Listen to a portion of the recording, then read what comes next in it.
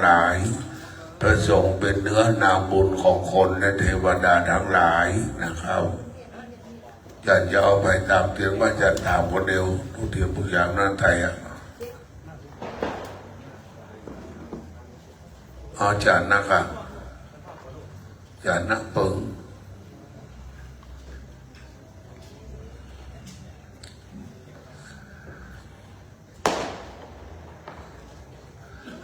พระเจ้าประสูติจะสูตรตามกำลังวัน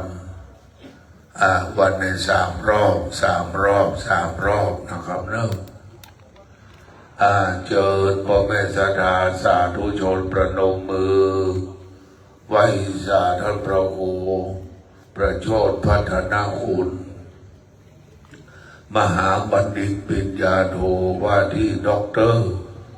เจ้าคณะตำบลเชียงดาวเขต 1เจ้าวาดวัดแม่อีทประต่างธรรมประธานจัดงานสะเดาะนพพระเคราะห์ได้จุดเทียนเล่มที่ 1บูชาพระธรรมแห่งพระพุทธเจ้า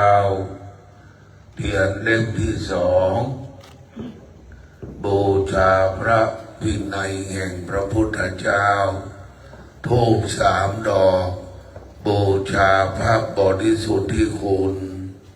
พระปัญญาคุณพระมหากรุณาธิคุณแห่งองค์สมเด็จพระสัมมาสัมพุทธเจ้าใจดีคือพระพุทธใจบริสุทธิ์คือพระธรรมใจงามคือพระสงฆ์พระพุทธช่วยนำพระธรรมช่วยแต่งพระสงฆ์ช่วยแจ้งตัวเราคือแหล่งทำแต่ความดีขยงขึ้นไปเกณฑ์ขันศีลในคำเนิ่ง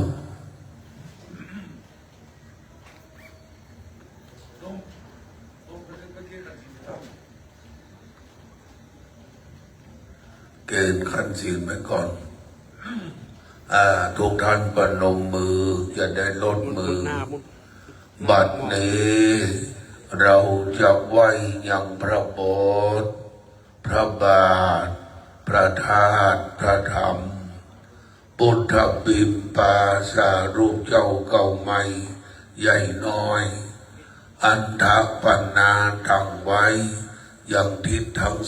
4อุตรหนเหนือ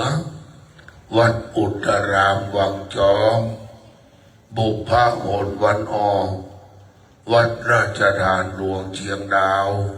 คือวัดอินทารามตักขินะโอนไตวัดศรีสายมูลแก้วกว้างตาทางเมกะทางทิศตะวันตกปัจฉิมะคือวัดธรรมเชียงดาวมัชฌิมะตรงกลางคือวัดแม่อีทปากทางธรรมเชียงดาวอันเป็นทานนันทรวิเศษณบัดนี้กราบ1กราบ2กราบ3ได้กล่าวคำปูชาไฟไหว้พระตามแบบโบราณล้านนาเชียงใหม่แม่ริมแม่แถงเชียงดาวแม่อีทปากทางธรรมวัดเราพร้อมกันณบัดนี้เอมินาสังกาเลนะพุทธังอภิปูชยามาเอมินาสังกาเลนะธัมมังอภิปูชยามาเอมินาสังกาเลนะสังฆังอภิปูชยามาอะระหังสัมมาสัมพุทโธภควาพุทธังภวันตังอภิวาเทมิ สวากขาโตภะคะวะตาธัมโมธัมมังนะมัสสามิสุปฏิปันโนภะคะวะโตสาวกสังโฆสังฆังนะมามิตั้งใจสมาทานรับศีลจากพระเดชพระคุณหลวงพ่อใหญ่เพื่อนำมาประพฤติปฏิบัติใช้ในชีวิตประจำวันเจริญรุ่งเรืองตลอดไปมะยังพันเทติสาเนนัสสังหาปัญจศีลานิยาจามาตุติยัมปิมะยังพันเทติสาเนนัสสังหาปัญจศีลานิยาจามาตาติยัมปิมะยังพันเทติสระเนนัสสังหาปัญจศีลานิยาจามานะโมตัสสะภะคะวะโตอะระหะโตสัมมาสัมพุทธัสสะนะโมตัสสะภะคะวะโตอะระหะโตสัมมาสัมพุทธัสสะนะโมตัสสะภะคะวะโตอะระหะโตสัมมาสัมพุทธัสสะนะโมตัสสะภะคะวะโตอะระหะโตสัมมาสัมพุทธัสสะนะโมตัสสะภะคะวะโตอะระหะโตสัมมาสัมพุทธัสสะนะโมตัสสะ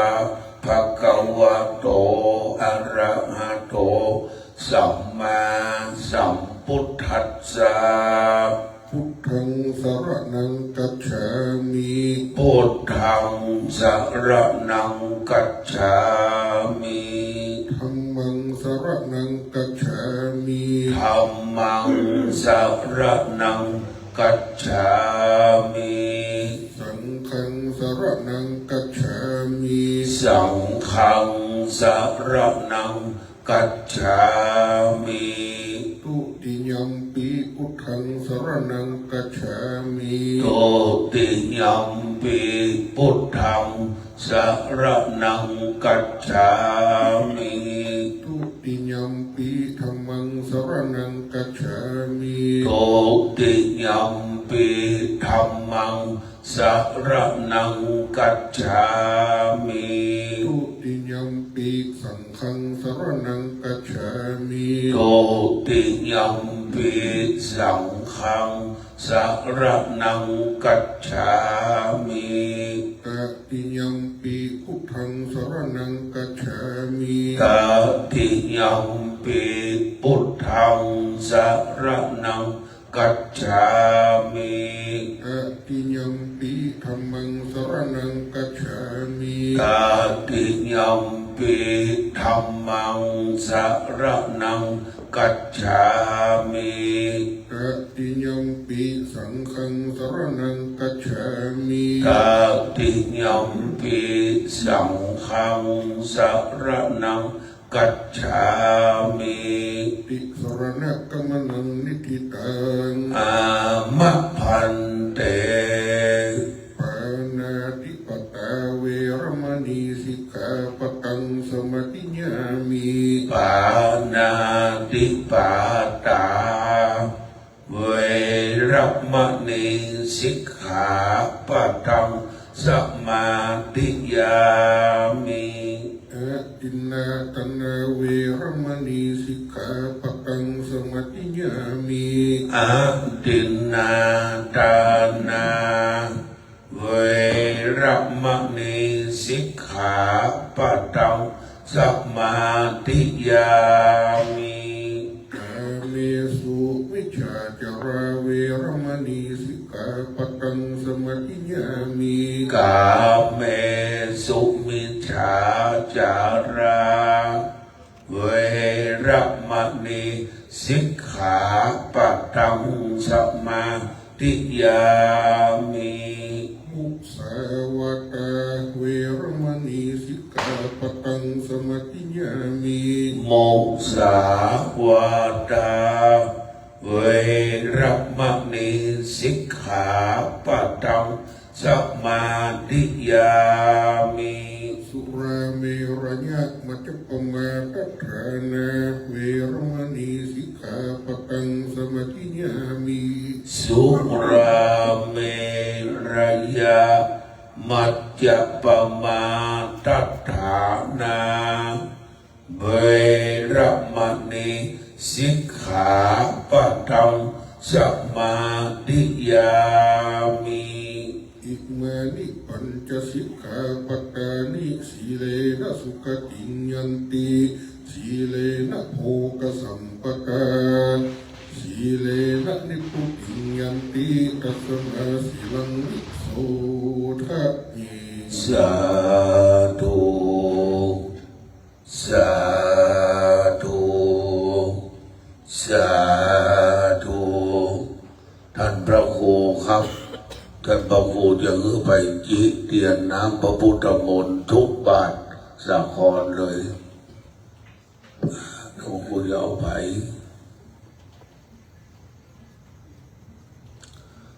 จุดนี้น้ำพระพุทธมนต์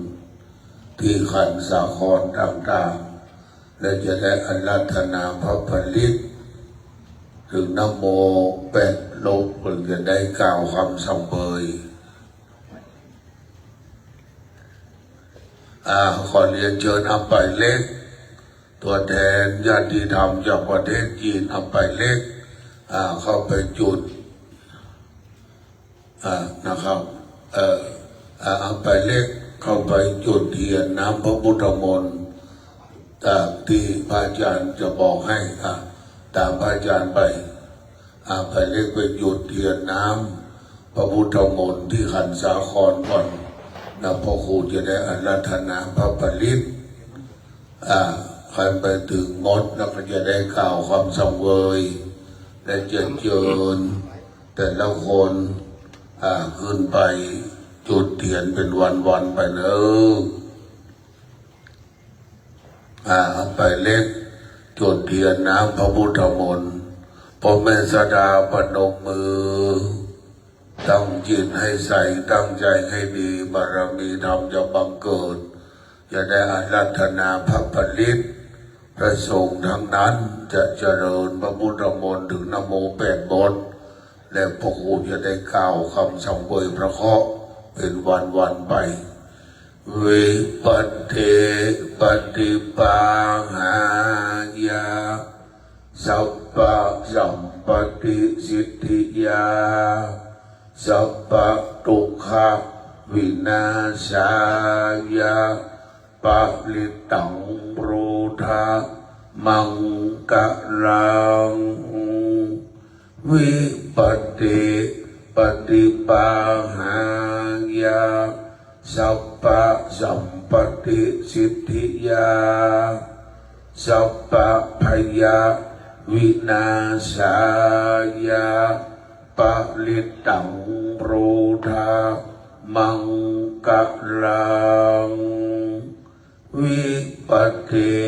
ปฏิปังหายาสัพพะสัมปติสิทธิยาสัพพะโรคะวินาศายาปะลิตังโรธามังกะลัง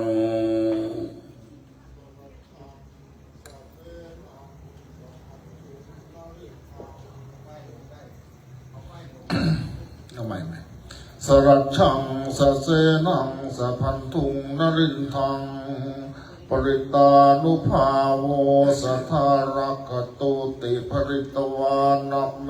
ตังสเมตตาพัทันตา อวิคิตจิตตาภริตังพนันตุสักเคกาเมจรูเปคิริสิกรตเตจันตริเควิมาเน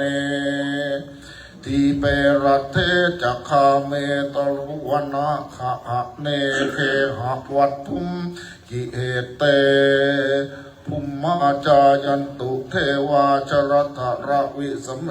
ยักขะคันทัพพนาคาติทันตาสันติเกยังมุนิวรวัจนังสาทโกเมสุนันตุธรรมาสวนาการโรอายัมพัทันตาธรรมาสวนาการโรอายัมพัทันตาธรรมาสวนาการโรอายัมพัทันตาสมันตาจักวเลสุอัตรากัจฉันตุเทวตาสัตตมังมุนิราชสัสุนันตุสักกโมขตังปริตานุภาโวสัตระคตุติปัญจมเรติโนนาโถปโตสัมโพธิมุตตมังจตุสัจจังปกาเสสีธรรมจักกังปวัตตญิเอเตนะสัจวัจเจนะโหตุเตจญมังกัปลังนะโมตัสสะภะคะวะโตอะระหะโตสัมมาสัมพุทธัสสะนะโมภะคะวะโตอะระหะโตสัมมาสัมพุทธัสสะนะโมภะคะวะโตอะระหะโตสัมมาสัมพุทธัสสะพุทธังสรณังกัจฉามิสารนังกัจฉามิสังฆังสารนังกัจฉามิตุติยัมปิ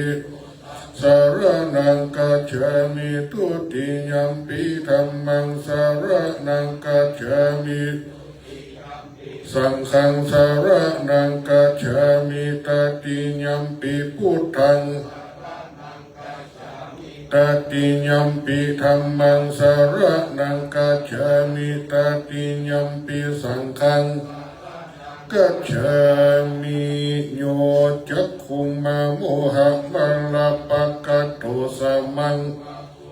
สุขโตวิมุตโตมาราสะปัสสะวินิโมจัญญันโตปะเปสิจันตังวินัยยังพุทธังวรันตังศิราสนะมามิโลกัสสะวินัยกันจตันติจะสติจยสิทธิโหตุสัพพันตราวินาสมินโตธรรมโมทัจโจโยวิญญาตัสสะสัตตุตัสเสสิวิสุทธิมักขังนิยานิโกธรรมตระสัทธาริสัตวะโหสุจินโนธรรมังวรันตังศิราสนะมามิโมหะปัตตาลังตันเตจะสติจยสิทธิโหตุสัพพันตารายะจะสัมมินโตสัทธัมมาเสนาสุขตานุโกโยโลกัสสะปะโพสัจเจตาสันโตสัญญังสันตินิโยจักโกตาสวะคตาธัมมังกาโลติสังฆังวรันตังศิราสนะมามิพุทธาสัมมาสีระติถิงตันเตจะสติจยสิทธิโหตุวินาสมินโตนะโมอะระหะโตสัมมาสัมพุทธัสสะมะเหสีโนธรรมสสวะคาตัสเสวะเตนิตานะโมมหาสังฆัสสะปิระติติโนนะโมโอมัตตัญญารัตตัสสะรัตนัตตัญญาสัสสะทุกังกติตัสสะกัสสะวัตถุตัญญาสัพพินะโมการัปปะภะเวนะอุปัตตวานะโมการานุภาเวนะสุวัตติโหตุสัพพตานะโมสติจินนาวิติมิโหมิติจวา นะโมตัสสะภะคะวะโตอะระหะโตสัมมาสัมพุทธัสสะนะโมตัสสะภะคะวะโตอะระหะโตสัมมาสัมพุทธัสสะนะโม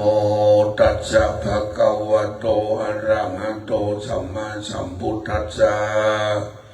พระทันตาอัตตาติจาสุเทวตาสหัปริวารญาอาคัจันโต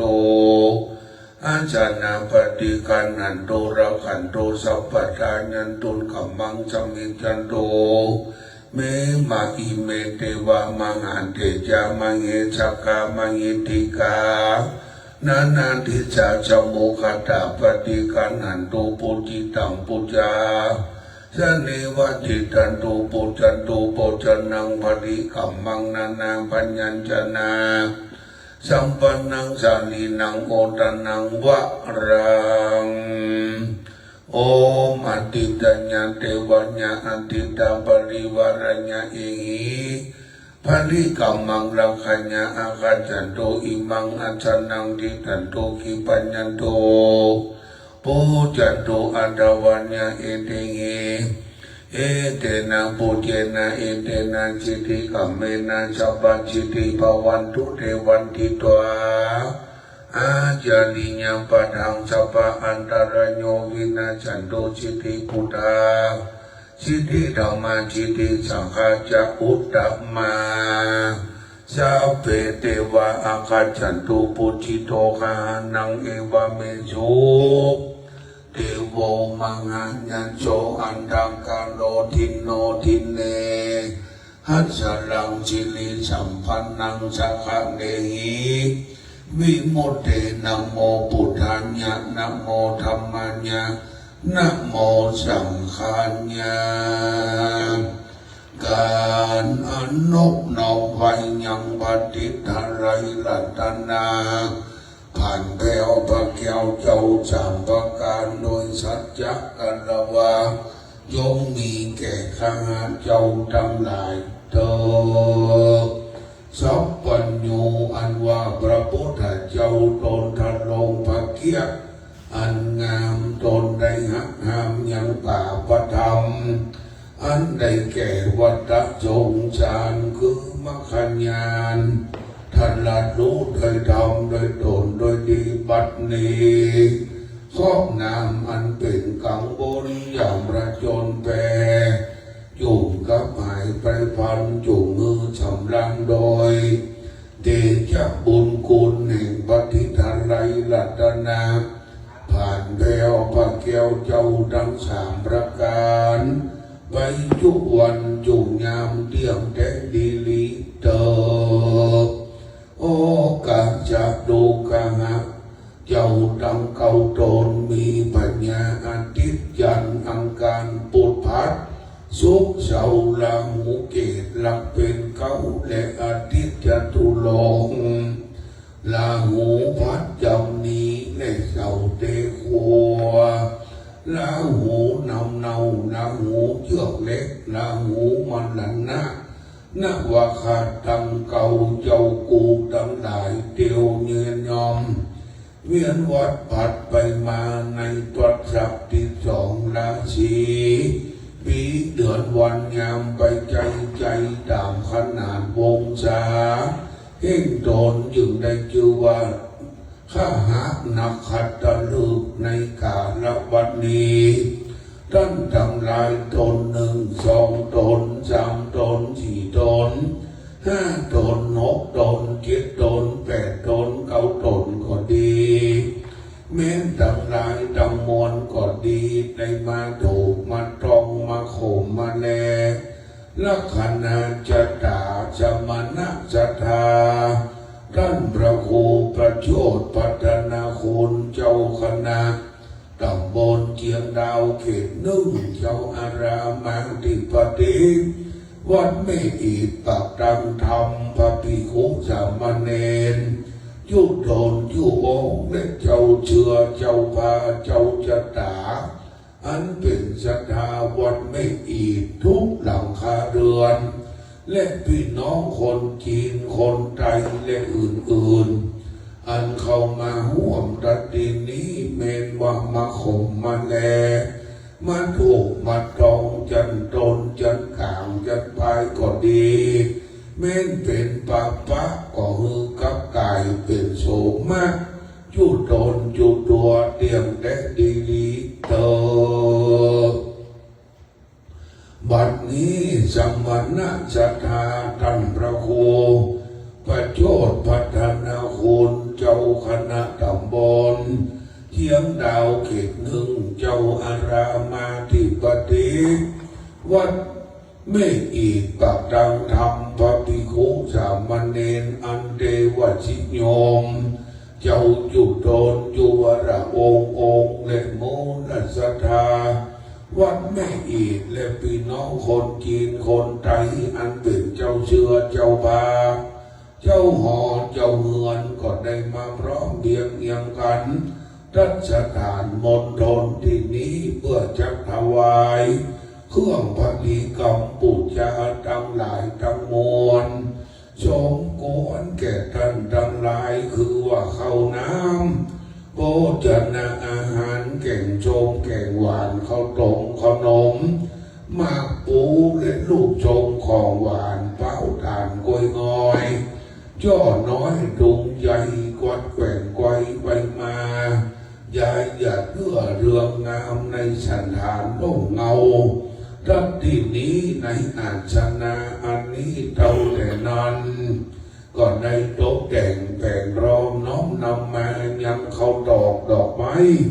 และลำเตียนมาเจาะตามปูจามินวันนาภาคการต่างๆและสัตตนิจารอันควรเป็นราชญาณคือว่าคนเสือสิงหมาหน้าหนูช้างเป็ดและไก่ตามติดจักกูขันหนึ่งเจ้าดังหลายทั้งมวลแล้วก็มาพมวลดังไว้ในสันธานที่นี้เพื่อจะถวายผลิกรรมปูจาแก่ท่านทั้งหลายในวันนี้ยามนี้คืนนี้เตียงแดดดีลีบัดนี้ขออาราธนาเจ้าทั้งหลายทุกตนทุกตัวมีปัญญาอาทิตย์เป็นเก้าจุกคืนขี่ถลงยังลาจะจำที่ปัญญาเห็นตนแล้วจุมารับเอาเครื่องผลิกรรมปุจจาทำหลายทำมวลตามติสะอันเป็นที่นั่งที่อยู่แห่งตนตามอากรมอันคาจะได้กล่าวถวายหมายเว้นเกณฑ์โดยลำดับสันนี้เตอคนเกิดวันอาทิตย์ไปจุดเตียนปุจจาขอเรียนเชิญคุณพ่ออินทาตานดีโยมพ่อท่านพระครูประโชดพัฒนาคุณประกาศลุกไปโดยไปตามสตวงวันทิศสีแดงตามเตียนเล่มทูบแผ่หมกเล่มสถาไว้เนอจะทรงข้อวันทิศเสียงเวยดูการลังพระอาทิตย์ตนมีฤทธิ์เลื่องลงไทยฝ่ามุ่งอันตนท่านอยู่ในเมืองชื่อว่าอาคาชิดานังกรดันจุงจันเด็กนี้นางขึ้นขี่คุณตัวองค์อ่านจุงมารับเอาเครื่องพระลีกรรมปุจจาจากการเข้านำโภชนาอาหารแก่งจมแกงหวานในสัตว์การอันนี้ในปีเดือนวันยามในอาชนาดำอากงอันนี้แด่เตอโอมอติทัญญาเทวัญญาอติทัญญาขันนัญญาปณิวารัญญาเอหิอาคัจจันตุอิมังปณิกัมมังปัคคัญญาสวามิสวาหัญญาอิมังอัญชันนังดิทันตุกิปมันโตอุจันตุหูลูสวาหัญญาโอมอธิทัญญาอิชานาติชาภเค ทิเตชะปาลิวาเลหิสัตถิเอหิอาคัจจันโตนานาลัสสะโพจนังปลิปุจจันตุอัฏฐัญญะอิมังอาสนังอิมังปลิกัมมังทิทันตุปุจจันโตหุลูสวหาญะโยโสอติตัญญะเทวะญะอธิตัญญะเทวะขณาญะอธิตัญญะปริวาราญะรัตนะวันโนรัตนะวโตอภรณะโสภิโตโสมหิติโกมหานุภาโวเอหิอาคาจันตุปริโภชนังบุจันตุหุลูสวหาญะขอเจ้าสมณะสัทธาท่านพระครูประโชติพัฒนาคุณเจ้าคณะตำบลเอียงดาวเขตหนึ่งเจ้าอาวาสวัดเมหิตประตามธรรมเอียงดาวพระภิกขุสามเณรอันเป็นอันเดวชิงโยงเจ้าอยู่โดนอยู่วัดละองโหนเองมองไปนอกสถาวัดไม่อีบและพี่น้องคนจีนคนไทยอันเป็นเจ้าเชื้อเจ้าพาเจ้าชะตาเจ้าหอเจ้าเฮือนอยู่สุขะสดสดีเหมือนท่านได้เถิงโสดาบันวันนั้นเติมบัดนี้ข้าเจ้าขออาราธนาพระสังฆเจ้ายุโดนยุวราองค์เป็นเมตตาสวดสะเดาะเคราะห์ออกจากตนตัวสมณะศรัทธาและมูลศรัทธาวัดไม่อีกข้าเจ้าอันเป็นเจ้าเชื่อเจ้าพาเจ้าชะตาดาวกับลังพระอาทิตย์อันเป็นบาปเคราะห์บัดนี้เดิมอุเดตัญญัญจักขุมาเอกราชาหาริสวันโนปัฏฐวิปปาสุตันตันนามัสหาริสวันนังปัฏฐวิปปาสันตัญญสกุตตาวิหาเรโมเยพรหมนาเวตกุสัพพะธัมเมติเมนะโมติจัมมังปาละยันโตพุทธานังนะวัตถุโพธิญาณนะโมวิมุตตานังนะโมวิมุตติญาณ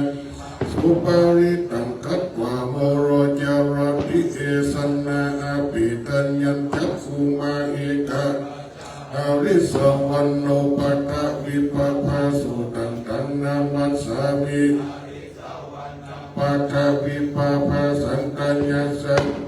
วิหาเรโมรติเยพรหมนาเวตกุสัพพะธัมเมเตเมนะโมปาลายันตุนัมมัตถุพุทธานังนะมัตถุโพธิญาณโมวิมุตตานังติญาอิมังสุภาริตังกัตวะโมโรวาสังมะกัปปะญิติอุเดตัญญัญจักขุมาหาริสวันโนปัฏฐวิปปาสุตันตันนามัสสามิหาริสวันนังตัญญาสกุตตาวิหาเรโมติวาสัญเยพรหมนาเวตากุสัพพะธัมเมปาลยันตุนัมมัตถุพุทธานังนะมัตถุโพธิญาณโมวิมุตตานังอิมังโสปาริตังกัตวะโมโรจารติเอสันนาอาปิตัญญัญจักขุมาเอกะสวันโนปัฏฐวิปปาสุตันตันนะมัสสามิหาริสวันนังตัญญาสกุตตาวิหาเรมุรติเยพรหมนาเวตกุสัพพะธัมเมเตเมเตจามังปาลยันตุนัมมัตถุพุทธานังนะมัตถุโพธิญาณนะโมวิมุตติญาอิมังโสปาริตังกัตวะโมโรวาสมะกัปปะญิติอุเดตัญญัญเอกราชาหาริสวันโนปัฏฐวิปปาสุตันตันนามัสสามิปัฏฐวิปปาสันตัญญาสกุตตาวิหาเรโมติวาสัญเยพรหมนาสัพพะธัมเมเตเมนะ ตุพุทธานังนะโมวิมุตตานังนะโมวิมุตติญาณิมังโสปาริตังกัตวะโมโรจารติอาเปตัญญัญจักขุมาเอกราชาหาริสวรรณโนปัตตวิปปัสโสหาริสวรรณปัตตวิปปัสสันตัญญาสัพพุทธาวิหาเรมุรติเงพรัมเวตากุสัพพะธัมเมเตเมนะโมติจามังนะมาตุพุทธานังนะมาตุโพธิญาณนะโมวิมุตตานังปิญญาญิมังโสภาริตังกัตวะโมโรวาสมะกัปปายิติต่อไปจะจงข้อวันจันทร์หรือวันจันทร์เจ้าหน้าที่จุดเทียนชนวนตั้งมันขอเรียนเชิญคุณลัวลี่คุณลัวลี่มาเป็นผู้จุดวันจันทร์คุณลัวลี่ลุกขึ้นเป็นจุดเทียนบูชาพระเคราะห์วันจันทร์และขอกลับพนั่งที่เดิมศรัทธาตั้งใจนึกให้ส่งเคราะห์วันจันทร์เสียงเวยดูการรังพันจันเทวบุตรตนมีรัชมีรังสีชัยส่องเรืองตัวฟ้าท่านอยู่ในเมืองปาราณสีจงเสด็จลีลาขึ้นขี่เชื้อเหลืองดวงงามองค์อาจเสด็จไปในอากาศปานลมท่านอยู่มารับเอาเครื่องขี่เงี้ยปุญญาจากการทำเขานะโบจนาอาหารแกงชมแกงหวานในสันดานที่นี้ในโลกเงาที่นี้ในอาสนะปีเดือนวันยามในอัญชนาอันนี้ตามอากงอันนี้เด่นเตอโอมจันตาเทวันยันจันตาคณัญยันจันตาบริวารญาเอหิอาคันจันตุอิมังปณิกัมมังประคัญญาจวามิจวาหาญะอิมังอัญชนังติตันโตหิปัญญันตุภะโอจันตุหูลูจวาหาญะโอมจันตบุปผติสาภเคทิเตสังปลิวาเลหิอาคัจจันตุนานาขันลัจจะโอจันนังปลิปุจันตุอาทัญญาอิมังอัญชนังอิมังปลิกัมมังทิตันตุปุจันตุหูลูสวาหาญะโยโชเตโวจันตขณาญาจันตปลิวาราญะเชตวันโนเชตวัโตเชตอภารณาโชปิโตโชมังอิติโกมหานุภาโวเอหิอาคัจจันตุปลิโปจนังปุจจันตุหูลูสวาหาญะขอเจ้าชมนะศรัทธาท่านพระครูประโชติหรือท่านพระอาจารย์หนึ่งเจ้าคณะตำบลเทียงดาวเขตหนึ่งเจ้าอารามาธิปติวัดแม่อิฐปากตังธรรมพระภิกขุสามเณรจุตนจุองและมูลศรัทธาวัดแม่อิฐเป็นเก้าพี่น้องจีนพี่น้องไทยอันเป็นเจ้าเชื้อเจ้าพาเจ้าจัตตาเจ้าเครื่องขีญาณอยู่สุขะจดชดีเหมือนท่านได้ถึงโสดาบันในวันนั้นเถอบัดนี้ข้าเจ้าขออาราธนาพระสังฆเจ้าจุตนจุองค์ในชวนสะดอกเคราะห์ออกจากตนตัวเจ้าสมณะศรัทธาและมูลศรัทธาข้าเจ้าอันเป็นเจ้าเชื้อเจ้าพาเจ้าจัตตาตามกำลังพระจันทร์อันเป็นโสมาเคราะห์บัดนี้เถิด ยันตุนิมิตังอาวะมังกาลัญจโยจะมะนาโปสกุณาสัพปะปะกะโหตุสุปินังอากันตังพุทธานุภาเวนะวินายันตุนิมิตังอาวะมังกาลัญจโยจะมะนาโปสกุณาสัสโตตุสุปินังอากันตังธรรมานุภาเวนะวินาสเมนตุยันตุนิมิตัง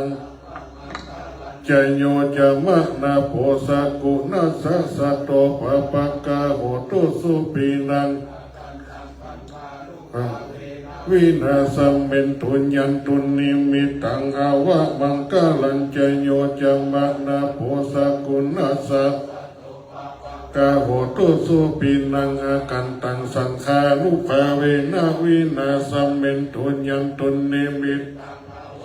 กาลัญจโยจะมะนาโพสกุณาสัสสะโตภะปะกะโหตุสุปินังอากันตังพุทธานุภาวินาสเมนตุยันตุนิมิตตังอาวะมังกาลัญจโยสกุณาสัสสะโตภะปะกะโหตุสุปินังอากันตังธรรมานุภาเวนะยันตุนิมิตตังอาวะมังกาลัญจโยจะมะนาโพสกุณาสัสสะโตตุสุปินังอากันตังสังขารุภาเวนะวินาสเมนตุยันตุนิมิตตังจโยจะมะนาโพสกุณาสัสสะโตภะปะกะโหตุสุปินังอากันตังพุทธาวินาสเมนตุยันตุนิมิตตังอาวะมังกาลัญจโยสกุณาสัสสะโตภะปะกะโหตุสุปินังอากันตังธรรมารุภาเวนะยันตุนิมิตตังอาวะมังกาลัญจโยจะมะนาโพสกุณาสัสสะโตตุสุปินังอากันตังสังขานุภาเวนะวินาสเมนตุต่อไปจะสงเคราะห์คนเกิดวันอังคารขอเรียนเชิญคุณวันธนีจิตฐานได้ไปตามเทียนปุญญาวันอังคารนะครับเนอะคุณวันธนีจิตฐานหรือแม่ครูวันธนีได้ไปตามเทียนปุญญาวันอังคารสถาปนมมือเนอะสังเว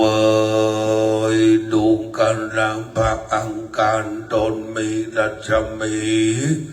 อันแดงประแปบเดือดเรืองงามตันอยู่ในเมืองชื่อว่าปาลานาชีตันจุงจะเด็ดลีลาหุ่นขี่ไก่ชอนราชสีคือว่าสิงโตตัวแดงเหมือนดั่งแจงไฟโดยนำคังจุ่มมารับเอาเครื่องขี่ยาปูจาสักการเข้าน้ำโปจนะอาหารแก่งจงแก่งหวานในสันทานที่นี้ในหลงเงาฉายาอันนี้ในปีเดือนวันยามในอาชนาอันนี้ขอเจ้าสมณะศรัทธาท่านพระโคประโชดพัฒนาคุณหรืออาจารย์หนึ่งเจ้าคณะตำบลเชียงดาวเขตหนึ่งเจ้าอารามาธิปติวัดไม่อีดปากทางธรรมเชียงดาวพระภิกขุสามเณรจุตนจุองค์และโมนัสดาวัดไม่อีดทุกหลังคาเรือนพี่น้องจีนพี่น้องไทยอันเป็นเจ้าเชื้อเจ้าพาเจ้าจัตานี้อยู่สุขะสวัสดีมีอายุมันยืนยาวป้นขอน้ำทำใจจุคนนั้นจุงจักมีตามอาคมดังขเจ้าจักได้กล่าวสั่งเว้ยว่าโอมอังคาระเทวัญญาอังคารัญญาอังคารัญญาปริวารัญญาเอหิอาคัจจันโตอิมังพลิกัมมังพระคัญญาสวหาญญา อิมังอัญชนังทิทันโตคิปมันโตหูลูหูลูหูลูสวาหาญะโอมอังคระอาคเนญะทิเตสหบาลิวาเรหิสัตถิงเอหิอาคจันตุนานาคราชาโพจนังปริพุทจันตุอาทาญะอิมังอาจนังอิมังปริกัมมังทิทันตุกิปัญญันตุหูลูหูลูหูลูสวาหาญะโยโสอังคระเทโวมหิติโกมหานุภาโวเอหิอาคาจันตุคิปัญญันตุตภวันโนตภวัตโตอภรณะโชติโตอังคระเทวะคณาญะอังคระปริวาราญะเอหิอาคาจันตุปริโภชนังปริจันตุหูลูหูลูหูลูสวาหาญะขอเจ้าสมณะสัทธาท่านพระครูประโชดพัฒนาคุณหรืออาจารย์หนึ่งเจ้าอารามาธิปติวัดแม่อีดปากตังธรรมพระภิกขุสามเณรในศรัทธาวัดแม่อีดพี่น้องจีนพี่น้องไทยทุกหลังคาเรือนอันเป็นเจ้าเชื้อเจ้าพาเจ้าชะตาอยู่สุขะชดชดีมีโชคมีลาภมีลาภชการพ้นจากข้อนามตังมวลเหมือนเจ้ากูได้ถึงโสดาบันในเมืองปาราณสีวันนั้นเถิดบัดนี้ข้าเจ้าขอกราบอาราธนาพระสังฆเจ้าอยู่โดนอยู่องค์ได้สะดุสวดสะเดาะนพพะเคราะห์ออกจากตนตัวเจ้าสมณะสัทธาและมูลสัทธาเจ้าเชื้อเจ้าพาข้าเจ้าทั้งหลายตามกำลังพระอังการอันเป็นป่าประคอบบัดนี้เติบยัสสานุภาวะโตยะกาเนวะตัสสิติพิงชันนังยัมยิเจวานุยุนจันโทรตินมาตันติโทสุขังสุปฏิสุโตจาปาปังกินจีนาปัสสติเอวะมาติเปตังปาริตันตัมภานาวะเอยัสสานุภาวะโตยะกาเนวะตัสสิติมิเจวานุยุนจันโทรตินติวะมาตันติโทสุขังสุปฏิสุโตจาปาปังกินจีนาปัสสติมาติกุนุเปตังปาริตันตัมภานามะเอยัสสานุภาวะโตยะกาตัสสิติพิงสันนังยัมยิเจวานุยุนจันโทรตินติวะติโตสุขังสุปฏิสุโตจาปาปังกินจีนาปัสสติเอวะมาติเปตังปาริตันตัมภานามะเอต่อไปจะส่งเคราะห์วันพุธเทียนเชิญคุณผ่องพันธ์สวัสดิรักษ์นะครับมาจุดเทียนปุญญาครอบวันพุธเชิญแม่ครูผ่องพันธ์นะครับสถาไว้เนอเตวันเตตุกันลังพระพุทธเทวบุตรตนมีรัชมีชัยช่องขาวเป่าผลิชุดองค์อาจเจ้ากูอยู่ในเมืองอุตรนครท่านจุงเสด็จลีลาขึ้นขี่สุนัขหรือว่าหมาตัวขาวเป่าผลิชุดอยู่มารับเอาเครื่องขี่อ้างบรรณาการเข้านำโภชนาอาหารทั้งหลายทั้งมวลเติบในสถานที่นี้ในหลงเงาฉันยามปีเดือนวันยามในอาสนะอันนี้ตามอากงอันนี้แต่เติบองค์พุทธเทวญาพุทธขันนัญญาพุทธปริวาราญาเอหิอาคันจัตุอิมังปริกัมมังประคัญญาสวามิสวาหาญะอิมังอัจฉนังอิตันโต คิปปัญญันตุปุจจันตุหูลูหูลูหูลูสวาหาญะโยโสพุทธเทโวมังอิติโกมหานุภาโวตัพขินะติเสสาภาเคติเทสหปลิวาเลหิสัตถิงเอหิปลิปุญจันโตหูโลหูโลหูโลสวาหาญะขอเจ้าสมณะสัตตาท่านพระโคพระโชติพัฒนาคุณหรืออาจารย์หนึ่งเจ้าอารามาธิปติวัดแม่อีดเจ้าคณะตำบลเชียงดาวเขตหนึ่งพระภิกขุสามเณรจุตนจุองค์และมูลนัสธาวัดแม่อีดปักตังทำทุกหลังคาเรือนพี่น้องคนจีนคนไทยอันเป็นเจ้าเชื้อเจ้าพาเจ้าชะตานี้อยู่สุขะชดชดีมีลาภจากการอายุมันยืนยาวไปเหมือนตันได้ถึงโสดาบันในเมืองอุตรนครวันนั้นเธอบัดนี้ข้าเจ้าขออาราธนาพระสังฆเจ้ายุโดนยุวราองค์ในเมตตาชวดสะเดาะเคราะห์ออกจากตนตัวเจ้าสมณะสถาพระภิกขุสามเณรจุตนจุองค์และมูลราชดาวัดไม่อีทุกหลังคาเรือนและญาติธรรมพี่น้องคนจีนคนไทยเจ้าเชื้อเจ้าชะตา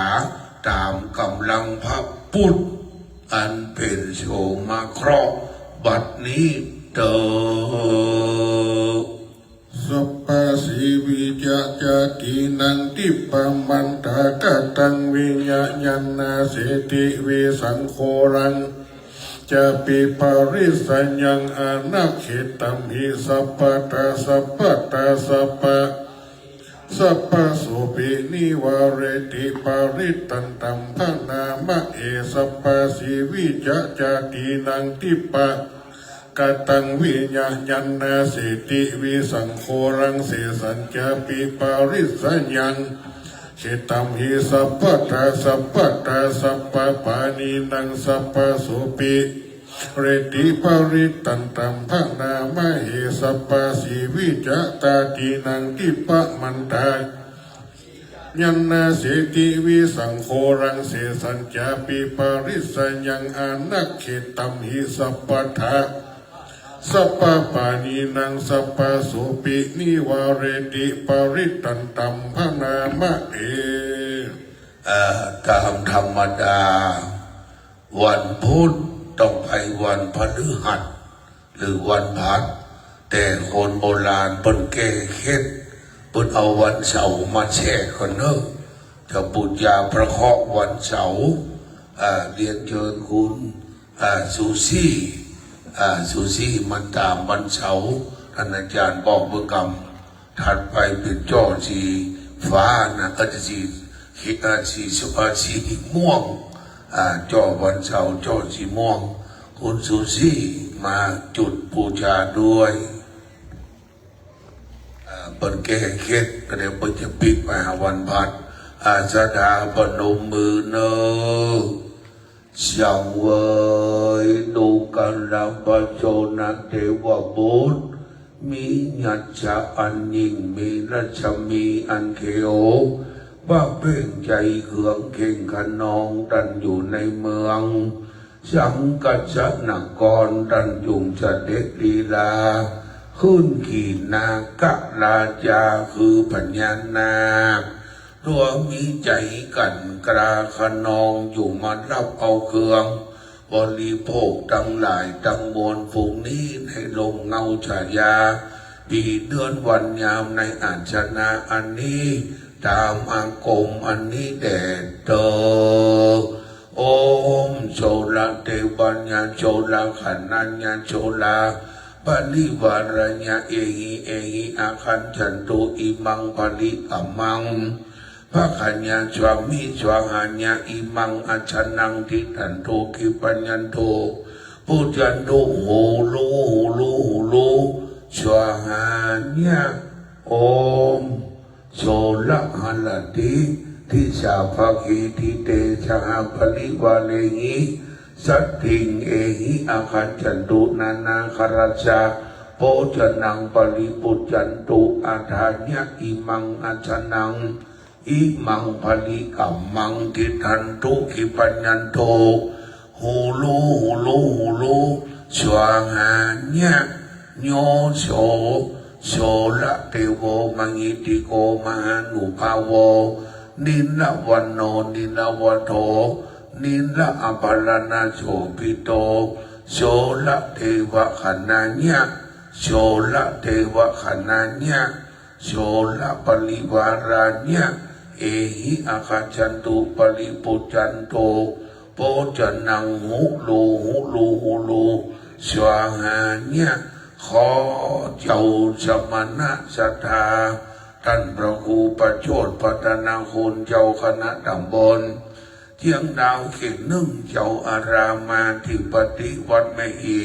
ปักตามธรรมเชียงดาวพระภิกขุสามเณรจุตนจุองค์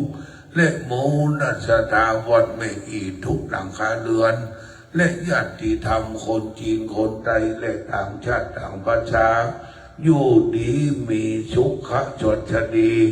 เจ้าเนินบุตรีไปเหมือนดันได้ถึงโสดาบันในเมืองปัญจลนครวันนั้นเติบบัดนี้ข้าเจ้าขออาราธนาพระจังข้าเจ้าชวดชะดอเคราะห์ออกจากสมณะศรัทธาและโมนัสศรัทธาวัดไม่อีกและญาติธรรมทั้งหลายตามกำลังพระเจ้าอันเป็นป่าพระเคราะห์บัดนี้เติบยะโตหังภะคิมิอาลิยายาจาติยาจาโตนาพิจานามิสัญจิจาปานังโวโลเปตาเตนะสัจเจนะเตโหโตโสติกัปขัสสัญญาโตหังภะคิมิอาลิยายาจาติยาจาโตจานามิสัญจิจาปานังโวโลเปตาเตนะสัจเจนะเตโหโตโสติกัปขัสสัญญาโตหังภะคิมิอาลิยายาจาติยาจาโตจานามิสัญจิจาปานังจีวิตาโวโรเปตาสัจเจนะโสติเตโหโตโสติกัปขัสสะต่อไปจะสงเคราะห์วันพฤหัสบดีหรือวันพัดขอเรียนเชิญคุณซิซี่คุณซิซี่ได้มาจุดวันพฤหัสเจ้าหน้าที่บอกให้เขาคือช่อสีส้มหรือสีแสดอยู่ทางทิศตะวันตกสถาปนมมือเนอเทวัดเตตุกันรังพระพัสสะเทวบุตรโดนมีปัญญาลุ่งเรืองเจ้ากูอยู่ในเมืองปัญจลนครดันยงเสด็จลีลาขึ้นขี่มุสิกะคือวันหนูมีตัววันนักผิวพิษแปลกจุมาเล่าเอาเครื่องกีญาปูจาสักการเข้าน้ำโภชนะอาหารแก่งชมแก่งหวานในสันดานลงเงาปีเดือนยามอัชนาที่นี้ในปีเดือนวันยามในอัชนาอันนี้ตามอากมอันนี้แด่เธอโอมภัสสะปฏิเทวัญญะภัสสะปฏิอนัญญะภัสสะปฏิปริวารัญญะเอหิอาคัจจันโตอิมังปฏิกัมมังปะคัญญะสวามิสวาหาญะอิมังอัชนังดิตันโตกิปัญญันโตปุจันโตโหลูหูลูหูลูสวาหาญะโอมภัสสะปัจฉิมาติจาภาเคทิเตสหปริวาเรหิสัตถิงเอหิอาคัจจันตุนานาคาราชโพจนังปริปุจจันตุอาทาญะอิมังอัชนังอิมังภลิกัมมังทิทันตุกิปัญญันตุหูลูหูลูหูลูสวาหาญะ โยโสภัสสะเทโวมหิติโกมหานุภาโวเชตวันโนเชตวัโตเชตอภรณโสภิโตพัสสะเทวคณาญะพัสสะปริวาราญะเอหิอาคัจจันตุปริโภชนังพุทธันตุหูลูหูลูหูลูสวาหาญะขอเจ้าสมณะสัทธาท่านพระครูประโชติพัฒนาคุณอาจารย์หนึ่งเจ้าคณะตำบลเทียงดาวเขตหนึ่งเจ้าอารามาธิปฏิบัติไม่อิดปากทำเทียงดาวพระภิกขุสามเณรจุตนจุโอโหนเององไปนออันมีศรัทธาวัดไม่อีทุกหลังคาเรือนและศรัทธาคนจีนคนไทยอันเป็นเจ้าเชื้อเจ้าจะพาเจ้าจัตตาเจ้าเครื่องขีญานี้อยู่สุขะสวัสดีพ้นจากโรคภัยใครเจ็บอายุมั่นยืนยาวเป็นดังท่านได้ถึงไตรสนนาคมในเมืองปัญจลนครวันนั้นเถิดบัดนี้ข้าเจ้าขออาราธนาพระสังฆเจ้าจงสวดสะเดาะเคราะห์ออกจากตนตัว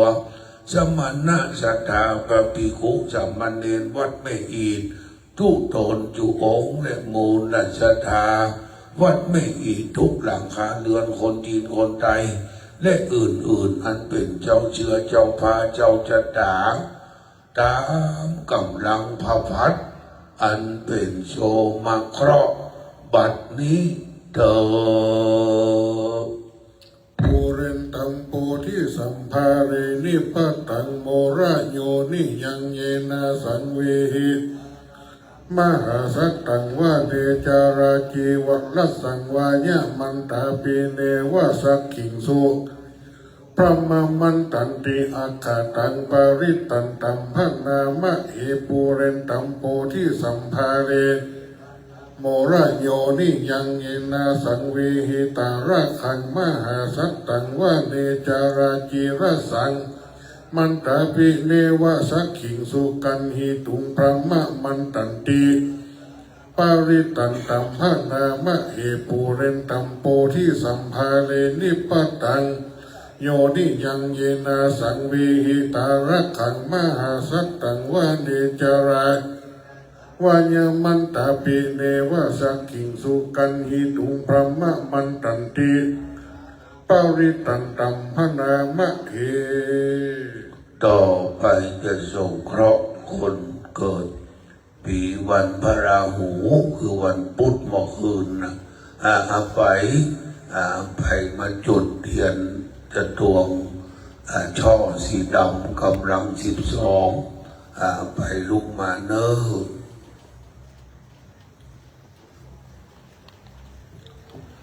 ศรัทธาปนมมืออดเอาใกล้จะแล้วล่ะก็เดี๋ยววันศุกร์ท่านพระโกหนึ่งพระเกศไม่อุ้ยมอนน้อยพระใจประเสริฐจะเป็นคนที่อาจจะส่งข้อพระราหูกันเนอเสียงเวยดุงกันรังพระราหูอันสุลินตาเทวบุตรตนมีอิทธิฤทธิและจะมีเขียวเปลวเปงใจเอาเก่งบานฝ่าฟาดไฟเผาเจ้ากูอยู่ในเมืองชื่อว่าตำบะกูชินกรท่านยุ่งจันเด็กดีลางคืนขี่ปัญญาจ้างตัวใหญ่กรากันน้องยุ่งมันรับเอาเครื่องขี่ยาผู้จานชักการเขานำโปจนะอาหารแก่งชงแกงหวานในสันดานลงเงาปีเดือนวันยามในอาชนาอันนี้ดาวมังกรอันนี้แดดเตอโอมละงูอัญชุลินตะเทวัญญะละงูขันนัญญาราหูปริวารัญญะเอหิอาคัจจันโตอิมัง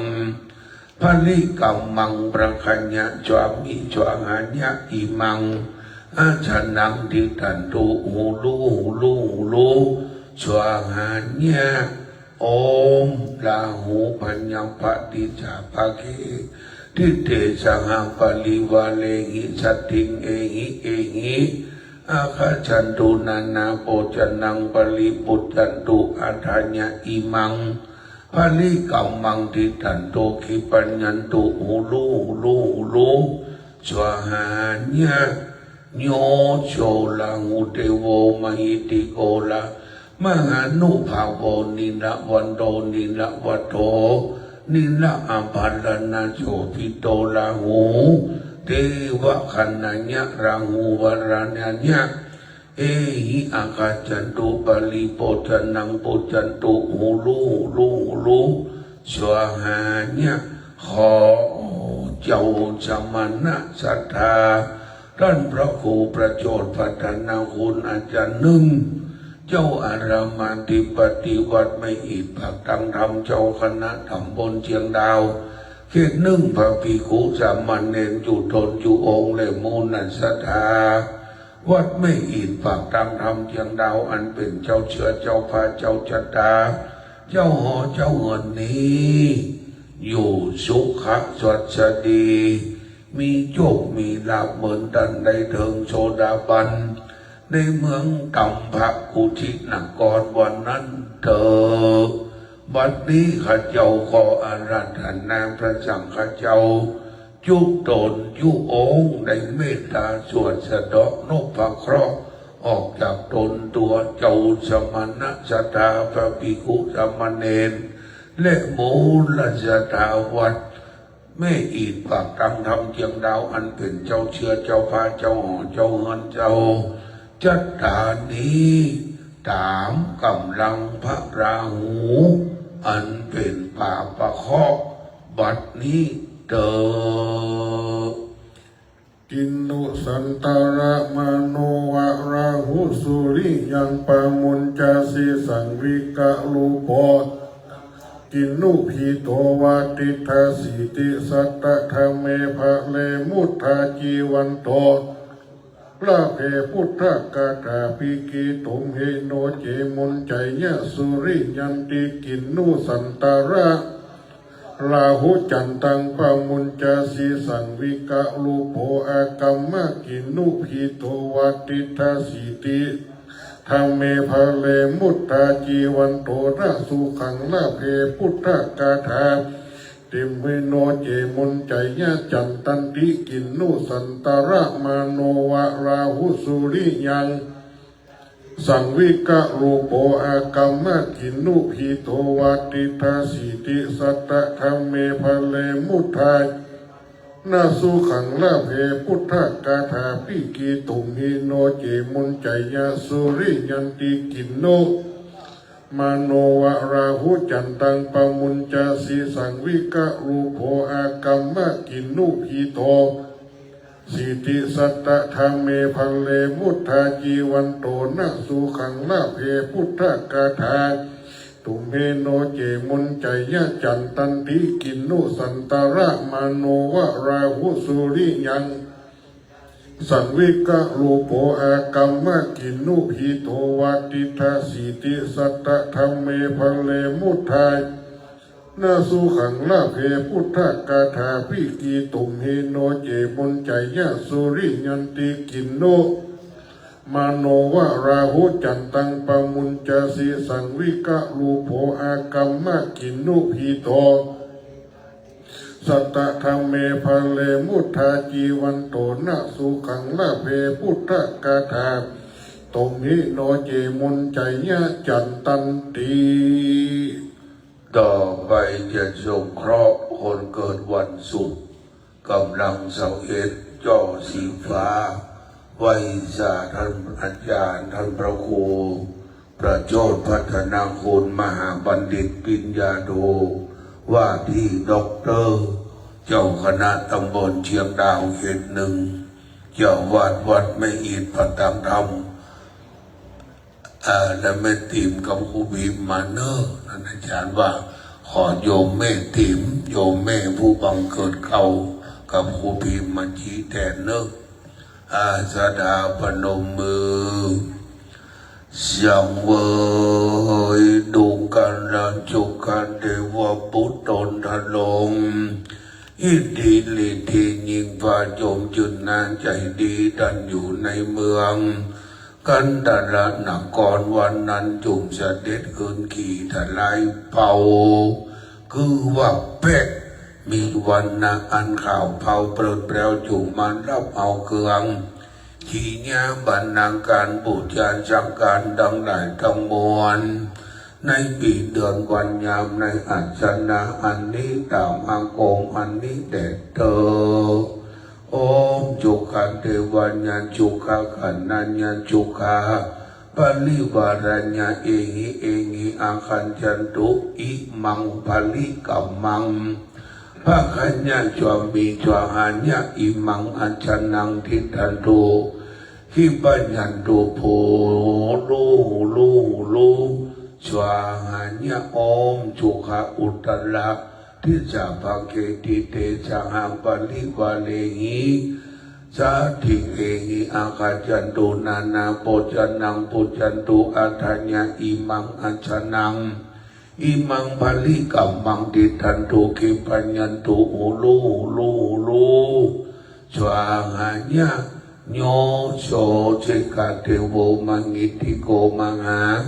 นุภาโวเจตาวันโนเจตาวัตโตเจตาอาภรณะโสปิโตจุขะเทวะขันนัญญจุขาปลิวารัญญาเอหิอาคันจันตุปลิโปจันนังปุจันตุหูลูสวาหาญะขอเจ้าชมนะสัทธาท่านพระครูประโจทย์พัฒนาคุณมหาบัณฑิตปิญญาโทวาทีด็อกเตอร์เจ้าอารามาธิปฏิวัติไม่อิดปากทางธรรมเจ้าคณะตำบลเชียงดาวเขต1พระภิกขุสามเณรจุทนจุองค์และมูลราชธาวัดแม่อีทุกหลังคาเรือนและพี่น้องจีนพี่น้องไทยพี่น้องต่างประเทศอันเป็นเจ้าเชื้อเจ้าบาเจ้าจัตตาเจ้าเครื่องอิญญานี้มีความสุขจดเฉดีมีชันลีดีคาอายุมันยืนยาวมีโชคมีลาภปีลาภัชการเหมือนดังเจ้ากูได้เพิ่งโชดาบันในเมืองกันทรนครวันนั้นเธอบัดนี้ข้าเจ้าขออาราธนาพระสังฆเจ้าจุตนอยู่วราองค์ได้สวดสะเดาะเคราะห์ออกจากตนตัวเจ้าสมณะสตาพระภิกขุสามเณรจุตนจุองค์และมูลนัสธาวัดไม่อีทุกหลังคาเรือนพี่น้องจีนพี่น้องไทยอันเป็นเจ้าเชื้อ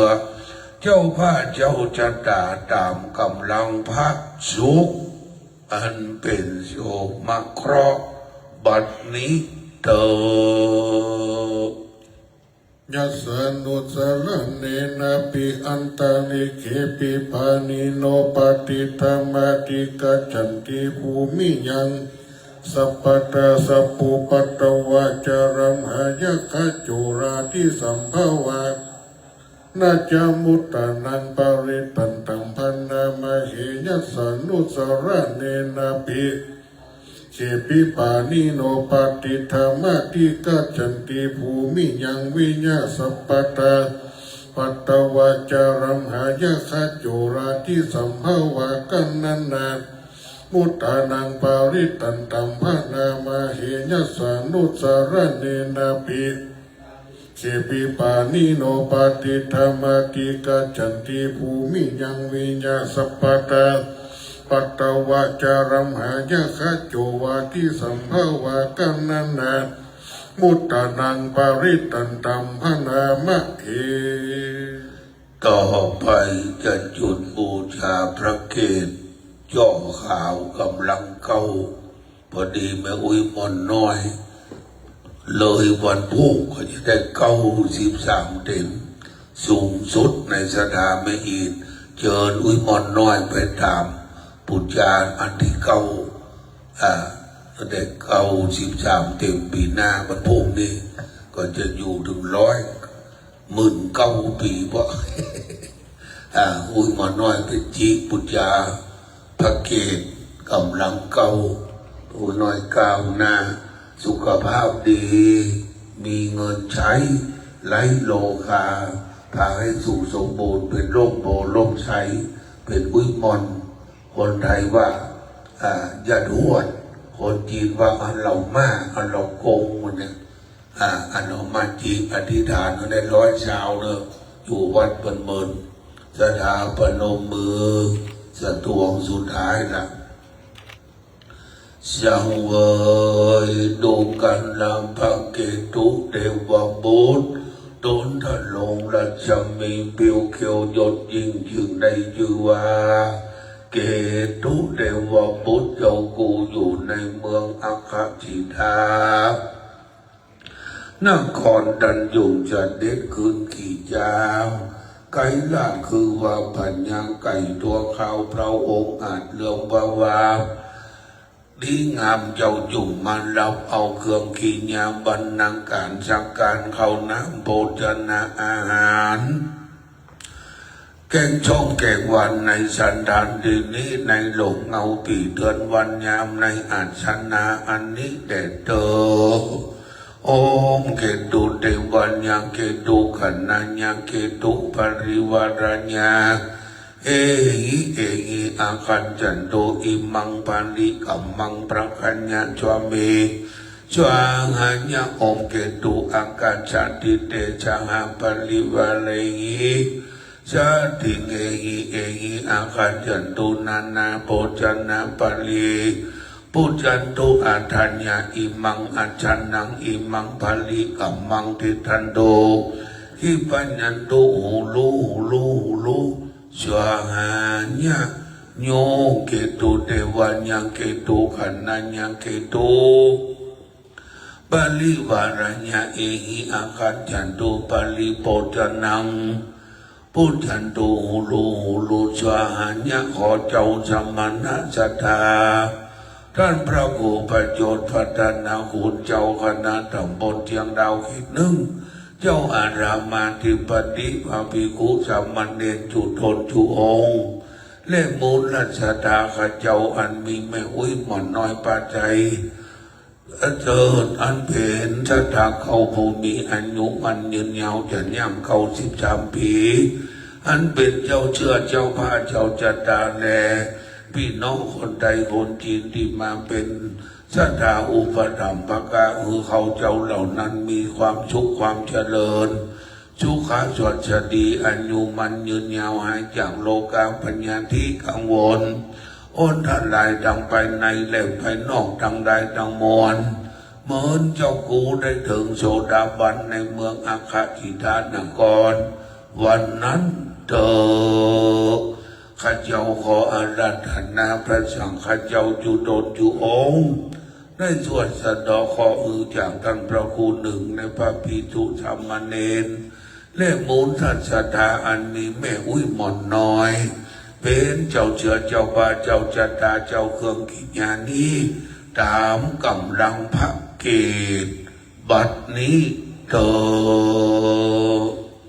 จัญญันโตโพธิญาโมเลสักกายานังนันทิวัฒโนเอวังตวังวิจัยโยโหหิจัญญมังกะเลอปาราจิตาปันลังเกสีเสปัตาวิปุกะเลสัพพพุทธานังอากาปโตปโมทติสุนัขขัตตังสุมังกะลังสุโหติตังสุขังโนสุมุหุตโตจะสุญิทังพระมจาริโสกายกรรมังวาจากรรมังปัตตคีนังปัตตคีนังมโนกรรมังปัตตคีนานิกัตวานะตเตปัตตคีเนสักกัตวาพุทธารัตนังโอสัตังอุตตมังวะรังงีตังเทวะพุทธเตเจนะสตินานาสันตุปัตตวาสเปตุขาอุปสมินตุเตสกัตวาโอสัตังอุตตมังวะรังปาลิราหูปัสสะมานังธรรมะเตเจนะสตินานาสันตุสัพเพพญาอุปสมินตุเตสกัตวาสังฆรัตนัง อาหูนายยังปาหูนายยังสังฆาติเจนะสดตินานัสสันโตสเปโรกาอุปสเมนตุเตนัตถิเมสาระนังอัญญังพุทโธเมสาระนังวะรังจวัจเจนะโหตุเตจญะมังกรังนัตถิเมสาระนังอัญญังธัมโมเมเอเตนะสัจจวัจเจนะโหตุเตจญะมังกรังนัตถิเมสาระนังอัญญังสารนังวารังเอเตนะสัจจวัจเจนะโหตุเตจญะมังกรังยังกินจีรัตนังวิจติวิวิตังโปโตรัตนังพุทธสมังนาติสดทีพระวันตุเตยังกินจีโลกีวิจติวิวิตังโปโตรัตนังธรรมสมังนาติตัสสะมาสดทียังกินจีรัตนังโลกีวิจติวิวิตังโปโตรัตนังสังฆะสติภวันตุเตสิริติติมาติเตโจจยาสิติมาหิติอุณาปาริมิตาปุญญาติกาลสะสปันตรายะนิวารสัมมาตัสสะภะคะวะโตอะระหะโตสัมมาสัมพุทธัสสะตวัตติสัพปุริสลักขณานุภาเวนะอาสิตยานุภายัญจนะอาตุตระสัตตมังกลานุภาเวนะสัพพันนาลังสิญานุภาเวนะนุภาเวนะตัสสะภาระมิตานุภาเวนะตัสสะอุปภาระมิตา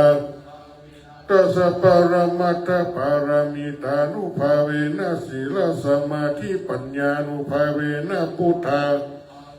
ธรรมานุภาเวนะสังฆานุภาเวนะเตจานุภาเวนะอิทานุภาเวนะปาราญญาธรรมานุภาเวนะจตุราสิติสหสัทธรรมขันธานวโรกุตระธรรมานุภาเวนะอาตังกิกะมะกานุภาเวนะอัตตสมาปฏิญาชราพิญญานุภาเวนะจตุสัจจญาณานุภาเวนะตัสสะปะระญาณาสัพพัญญุตญาณานุภาเวนะเมตตาการุณามุติตาอุเบกขานุภาเวนะสัพพะปริตารัตนัตญะสารนานุภาเวนะตุหังสัพพะโลกาโสกุปตตวะทุกขโทมานัสวินาสันโตสัพพะอันตรายาปิวินาสันโตสมิจันตุยุกาถวยหังโหตุสัตตวัจจีเวนะสมังกิโกโหตุสัพพตาอากาสัพพปตาวันนะมหาสมุทรอารักกะเทวตาสตาอนุรักขันโตสกนักขัตตายักขภูตานังปัปปะกะหะนิวารณาอันตวเตสังอุปัตตเวนะขัตตายักขภูตานังปัปปะกะหะนิวารณาปริตสสะอันตวเตสังอุปัตตเวนะขัตตายักขภูตานังปัปปะกะหะปริตสานุภาเวนะอันตวเตสังอุปัตตเวพุทโธมังกัลละสัมพุทโธสัมพุทโธพุทธมังกระมะกัมมะสัพพะทุกขะปะมุญจเรธัมโมมังกระสัมพุทโธกัมพีโรธรรมะมังกระมะกัมมะสัพพะพยาปะมุญจเรสังโฆมังกระสัมพุทโธตักขิไนโยสังฆมังกระมะกัมมะสัพพะโลกาปะมุญจเรภวัตตุสัพพะมังกลังรักขันตุสัพสัพพะพุทธานุภาเวนะสัตตาโสติภวันตุเตภวัตตุสัพพะมังกลังรักขันตุสัพสัพพะธรรมานุภาเวนะสัตตาโสติภวันตุเตภวัตตุสัพพะมังกลังรักขันตุสัพสัพพะสังฆานุภาเวนะภวันตุเตอากาสัทธาจาภุมมัตถาเทวานากามาหิติกาปุญญังโน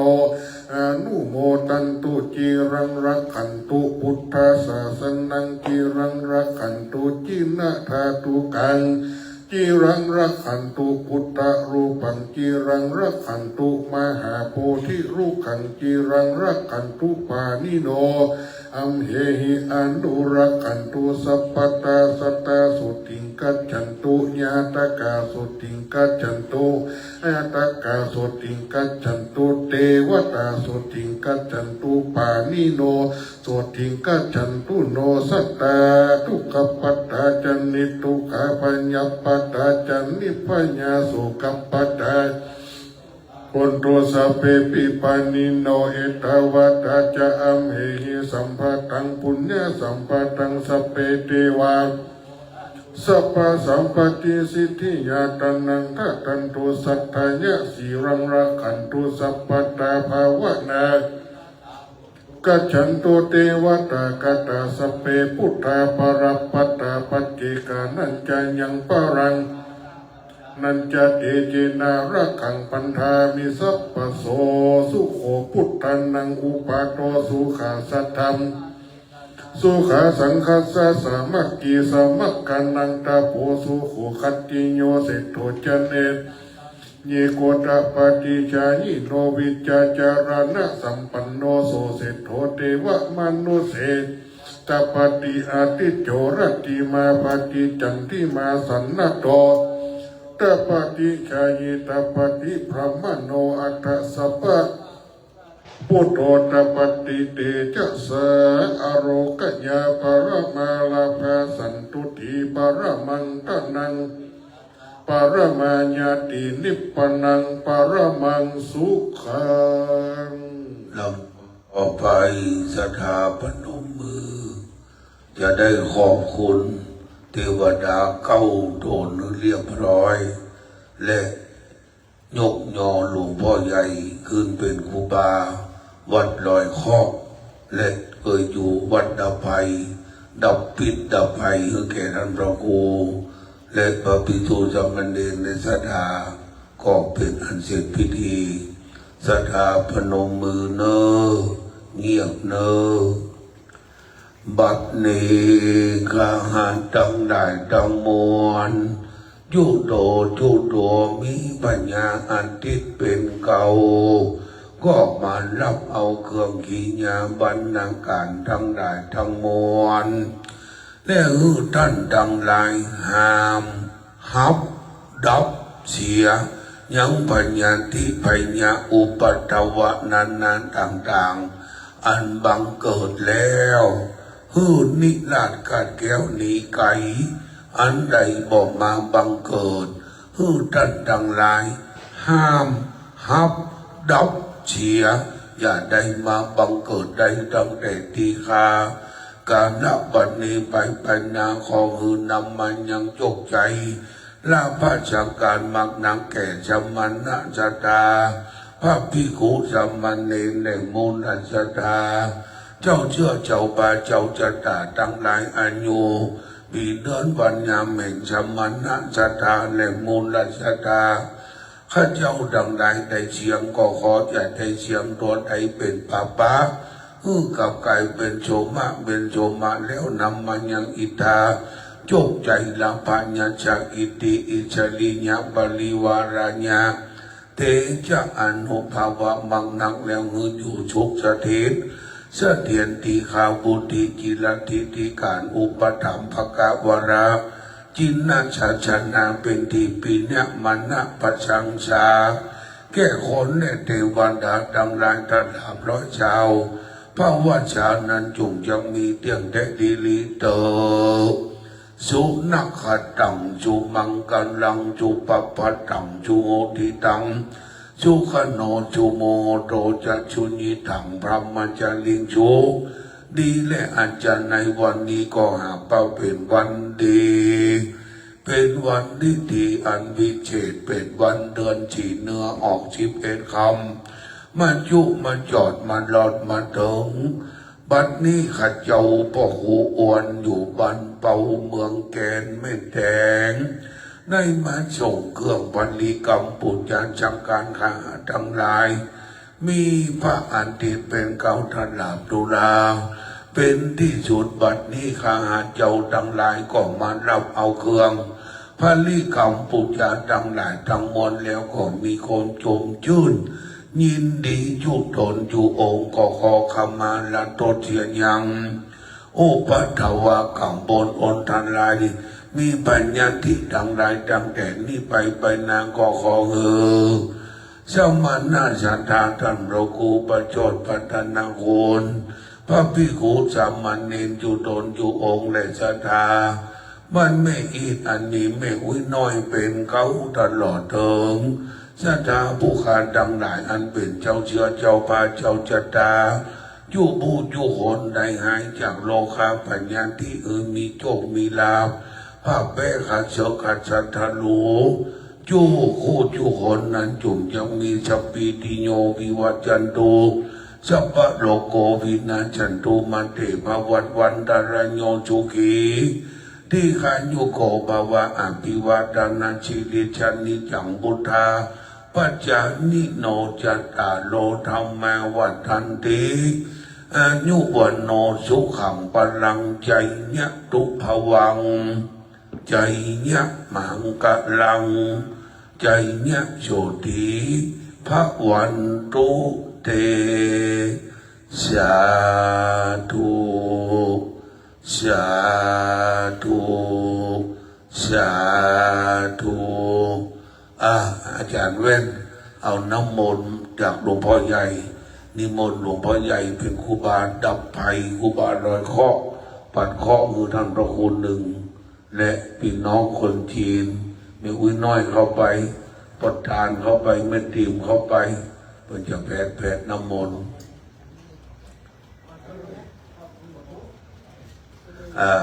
จะได้ดับปิดดับไฟคือโยมมายืนที่สตวงเนี่ยเนี่ยแม่สตวงนะนั่นกันจะรวดพรมนะกันมาที่สตวงนี่ก่อนน่าจะพรมรวดเนี่ยผมรวดสตวงฮะนิมนต์หลวงพ่อบอกเป็นครูบาดับไฟลอยเคาะไปเลยเจิญเลยเจิญไฟพี่ฮึดเนอะไฟมวนไว้อย่างเก่าให้สืบชะตาวันพวกต่อมวนไว้กับเนอะขึ้นไปแวดหลวงพ่อเพราะจะได้หดน้ำมนต์เนอะ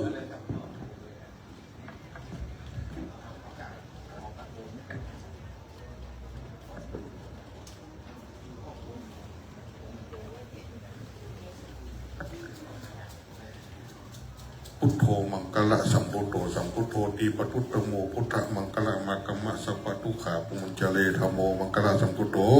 กัมพิโลตุตโสอนุธรรมะมังกละมากรรมะสัพพปัญญาปุญจเลสังโฆมังกละสัมพุทโธตัคขินายโยอนุตโรสังฆะมังกละมากรรมะสัพพโลกาปุญจเลอัปโยสัทธามาที่สตวงเนี่ย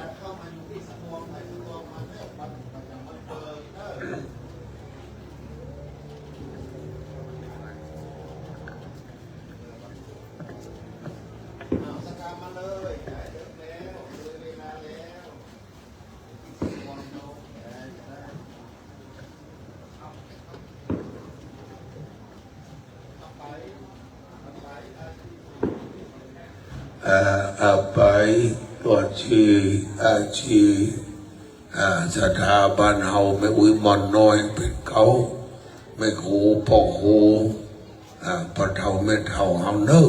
เขาไปแวะสะตวงหลวงพ่อท่านพระครูพิทักษ์พัฒนาธรครูบาเจ้าจะได้อยู่วัดดับภัยวัดลอยเคาะได้อยู่ที่มีสุขสวัสดีตีขาสัพพทุกข์สัพพโศกสัพพโลกสัพพภัยไหลเป็นน้ำไม่อีดวีดเป็นน้ำไม่ปิงนู่นมันจะไหลเคาะอันนั้นพร้อมแล้วนะครับพร้อมแล้วครับมันลงไปนะโมตัสสะภะคะวะโตอะระหะโตสัมมาสัมพุทธัสสะนะโมตัสสะภะคะวะโตอะระหะโตสัมมาสัมพุทธัสสะนะโมตัสสะ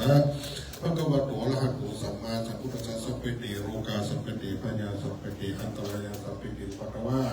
สัพเพติตุนิมิตาสัพเพติโอมังกราวินาศตุสัพพะขอสัพพะภัยสัพพะจังไรขอให้ตรงไปทางน้ำตรงปล่อยย้อยไปตามไปกินไปมือของมารับมาตื่นเข้ามาอย่างมาเดียวเข้ามาแก้วมากินข้อเจ็บข้อไม่ข ข้อไข้ข้อหนาวข้อพระพุทธตกเป็นรูสังกัดข้อพระพัดตกรีบบอกหาสังเสริมตกพิธีพระพุทธเจ้าบอกไว้พระศาสนาสัพพะข้ออยู่ในมาแปลงสัพพะมันไปได้มาแปลงตรงนั้นจะแปลงทำไมสัพพะข้อได้ลายมีอยู่ภายในคนได้ผลออกข้อไปดอกโอยได้ผลเสียข้อไปหลังอย่าได้ยุคคุณห้าข้อไปหน้าจะได้มาจนข้อไปบนอย่าได้มาข้ามข้อไปต่ำอย่าได้มาเหนือข้อต่ำเหนืออย่าได้มาใกล้ข้อต่างใกล้อย่าได้มาปอกข้อต่างวัดออกอย่าได้มาปุ๊บข้อต่างวัดตกอย่าได้มาปานข้อคนจะนัดกี่ไร่เข้าไปใครเหนาได้ข้อโลกใบบัญญัติข้ออุบัตินี้ข้อกาลีเข้าห้าขอได้การกาพิราชจากกายเนี่ยสันตละตนตัวแห่งสมณะศรัทธาและปฐมมุรสระอุปาสกะอุปาสิกาทั้งหลายยุติผู้ดูคนปีน้อยจะยิ่งและที่ข้าแต่ละวันนี้อย่างนี้มันอยู่จะมีเต็มไปด้วยพระธรรมพระตัวหลักพระว่านี่โลโมสกะปตุอีสระมุวะปุปะปุอโมตาสาเนี่ยอิอุกตาที่กระามหาการจะพละปะมะตาเอาละอยู่ดีมีสุขยุคปีใหม่เฮงเฮงเฮงว่าผู้ใส่ดำลำลงเรื่องบาดเรื่องเกินมุกตอนหอกเลยเนื้อลำหอกตัวมันคนเล่าแต่ก่อน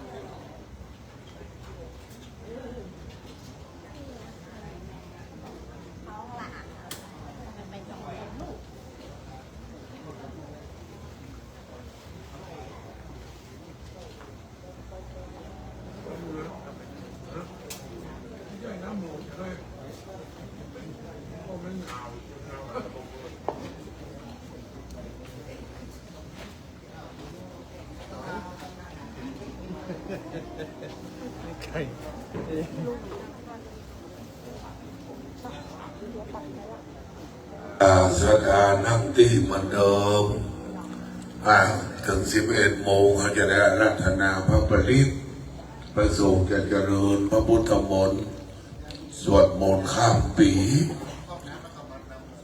มันตีมเพนะพ่อโหแบบผู้เสียงที่ไหนผู้มาผู้เนาะผู้เสียงลั่นมาผู้นี่เรา11 โมงจะได้อาราธนาพระปฏิษฐ์พระสงฆ์ทั้งนั้นจะเจริญพระพุทธมนต์ในสวดสดีทีคาจนถึงเตี้ยงพายกันจีพุทธไลไฟปะเนียงพี่น้องคนจีนพี่น้องฝรั่งจะได้จีพุทธไลไฟปะเนียงปล่อยว่าวไฟเนอะ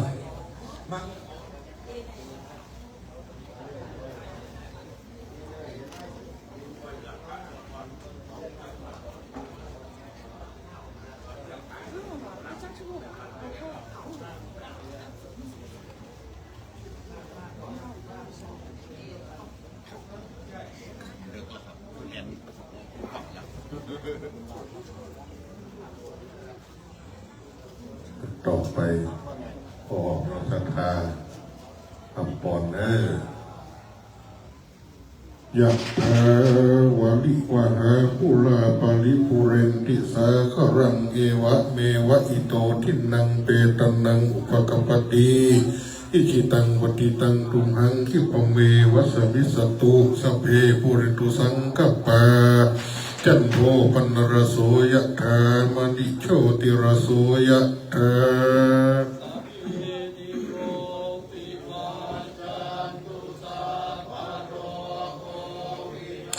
สตุมาเตภวัตวันตรายโยสุขีทียุโกภวะอภิวาทนาสีลิสนิจังปัจจายิโนจัตตารโอธรรมาวัฏันติอายุวันโนสุขังบาลังอายุวัตโกธนวัตโกสิริวัตโกยสวัตโกปุตโกวันนวัตโกสุขวัตโกโหตุสัพโตคารกัปยาเวราโสกาสัตตุจุปัตอเนกาอันตรายาภิวินาสันตุจเตจะสะชยสิทธิปนังลาภังโสติสุขังพลังสิ ริอายุจะวันโนจะโคคัง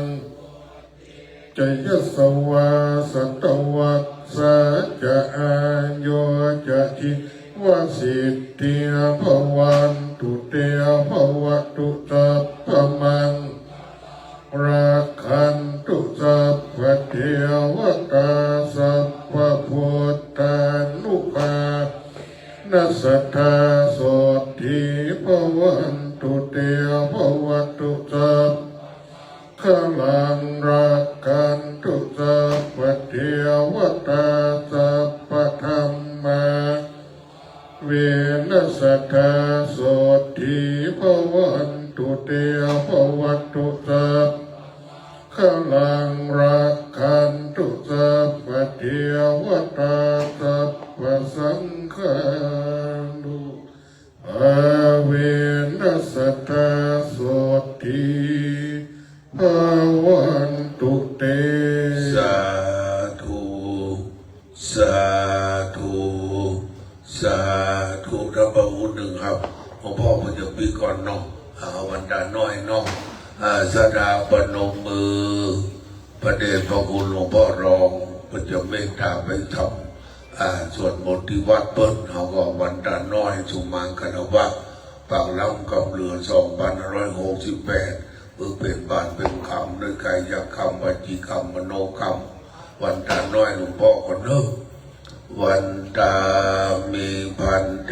สัมปังอาปะราทังคามันเมพันเตมัญญากาตังปุญญังสามินา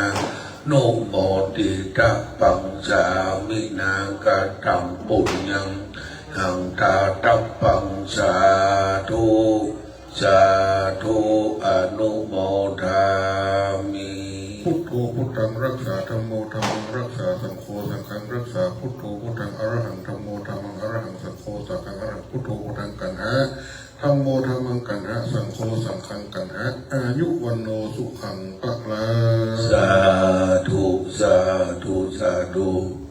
ในนามท่านพระครูประโยชน์พัฒนาคุณพระอาจารย์หนึ่งขอบคุณที่ประเดชพระคุณหลวงพ่อท่านพระครูพิทักษ์พัฒนาธรท่านเจ้าวาดวัดอัมพาวันม่วงของรักษาการเจ้าวาดวัดจรูนวัฒนารามหมู่ต้งบรรดาภัยได้เมตตามาเป็นประธานเจริญพระพุทธมนต์ส่งเคราะห์ลอกนามมือท่านพระครูพระภิกษุสามเณรและพี่น้องคนจีนพี่น้องคนเมืองคนไทยได้จะกลับไปวัดเพื่อจะนำพระเนรได้เจริญพระพุทธมนต์ข้ามปีและขอบคุณพระอาจารย์แทนรักษาการเจ้าวาดวัด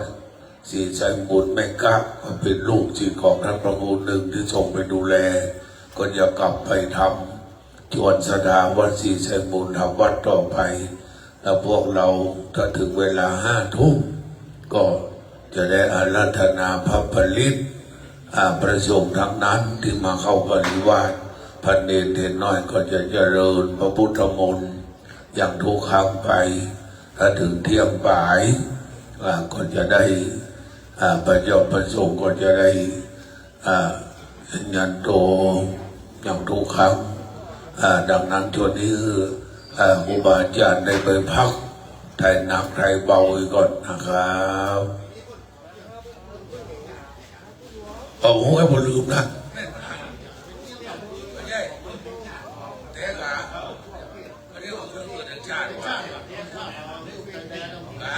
คือหมูชายแดนสะดุ้งคือหมูคำเขมรสะดุ้ง